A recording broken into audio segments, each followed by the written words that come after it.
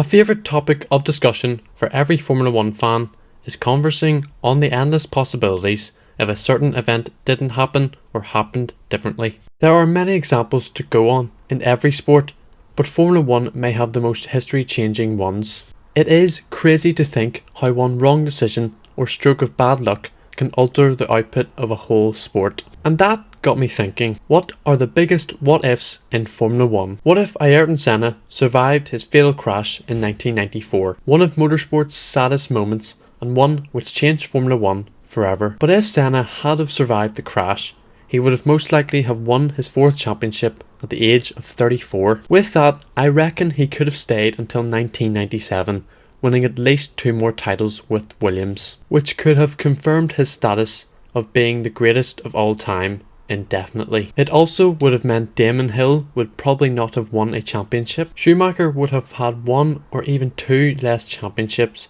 and maybe wouldn't have joined Ferrari because of that. Jacques Villeneuve would also not have gotten into the Williams team until much later, which means he would not have won a title either, and Senna could have retired with 5, maybe even 6 titles. It would have also been cool to get Senna's opinions of the sport and drivers after he had retired. What if Robert Kubica didn't rally race? Robert Kubica will forever go down as one of the biggest what-if talents in Formula 1. This guy was seriously quick. In his Formula 1 career, he hadn't had an opportunity in the top team, but had already bagged his maiden victory in 2008 with Sauber. Kubica was just 26 when the accident occurred, and there was a contract ready for him at Ferrari for 2012 to replace Felipe Massa. This could have led to him challenging for the championships in the turbo hybrid era of Ferrari. It would have also not seen the return of Kimi to Ferrari, as I'm sure Kubica and Vettel would have been a brilliant driver lineup for the prancing horse. What if Schumacher didn't retire in 2006? This one is one of the biggest butterfly effects I've ever seen. The Ferrari cars for 2007 and 2008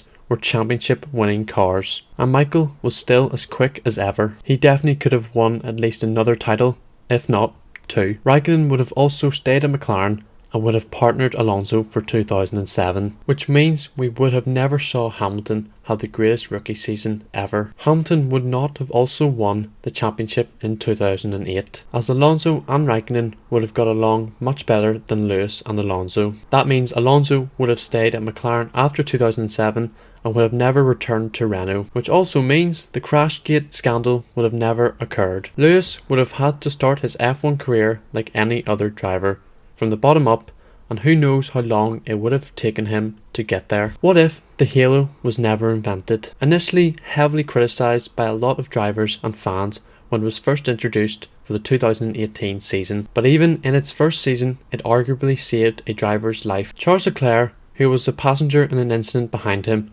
when all of a sudden Fernando Alonso was launched into the air, and without the halo, Leclerc would have had serious head damage, probably resulting in his death. Another example of when the halo saved a life in Formula 1 was Romain Grosjean in the crash of the century at Bahrain in 2020. And for those who are wondering how the halo saved Grosjean, I quote this from the first result from searching it up. The quote states that extensive analysis after the crash showed that the halo acted to pierce and slice the metal barriers in front of Grosjean's head, peeling them aside and allowing his helmet to pass through without injury. Had the halo not been there, Grosjean would likely have suffered fatal injuries. Another life saved. Hamilton's infamous clash with Verstappen at Monza in 2021 is another example in which Verstappen's car jumped up on top of the black Mercedes, and without the halo, the 20 kilogram tyre would have killed the 7-time world champion.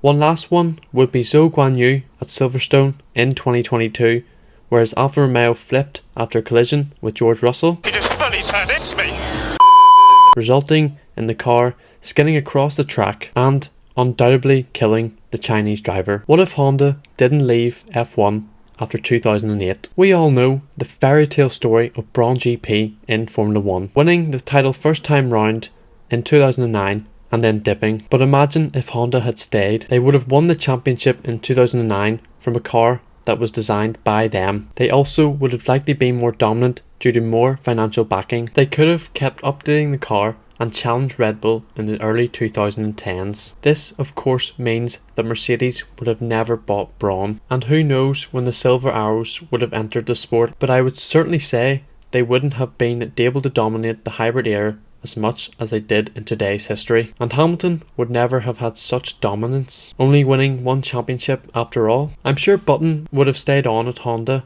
and potentially won another 1 or 2 championships. And even looking at Red Bull's dominance now, with Honda still being in the sport, how likely would they have been to provide Red Bull with their rocket ship engines? What if Vettel joined Mercedes instead of Ferrari? Of course, it was Vettel's dream to recreate his hero's achievement by joining Ferrari and taking them back to glory. But if the German just stuck with Red Bull for another 2 seasons, and after Rosberg retired in 2016, he would have been the front runner to sign for Mercedes. Toto even said this himself. It wouldn't have just been the best rivalry of the 2010s, but also one of the best of all time. And we truly could have seen who was the better driver. This also would have delayed the promotion of Daniel Kvyat, which would have allowed the Russian to get a few more seasons under his belt, and maybe not have his career, wife and child taken from him.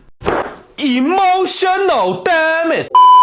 As Max wouldn't have been promoted to Toro Rosso until 2017 due to Carlos Sainz still having the Toro Rosso seat. Quite a different outcome for the Red Bull team and youth drivers. What if Nico Rosberg didn't retire after 2016? Just touching on this subject in that previous what if, and how much of a benefit it really was to Hamilton's career. We could have seen the Silver War continue on for many more seasons, and Hamilton was better than Rosberg, but nobody has ever pushed him as much in equal machinery as the German did. Formula 1 certainly would have benefited to the ongoing continuous title battles between the two, and 2021 could have been a whole lot more competitive with a driver like Rosberg in the other Mercedes, and he definitely had the pace to beat Hamilton at least one more time. What if Daniel Ricciardo never left Red Bull? This man in a Red Bull was absolute quality. He had to be my favourite driver to watch in his prime. Overtake after overtake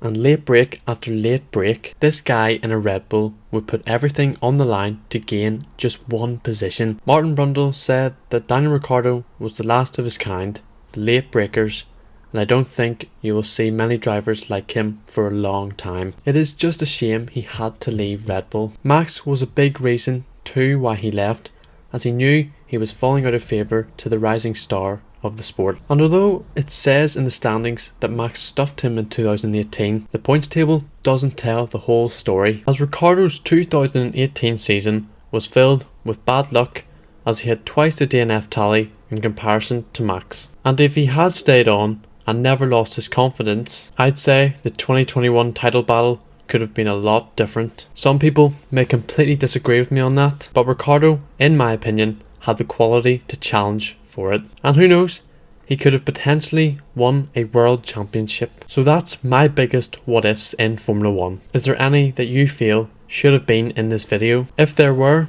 comment them down below.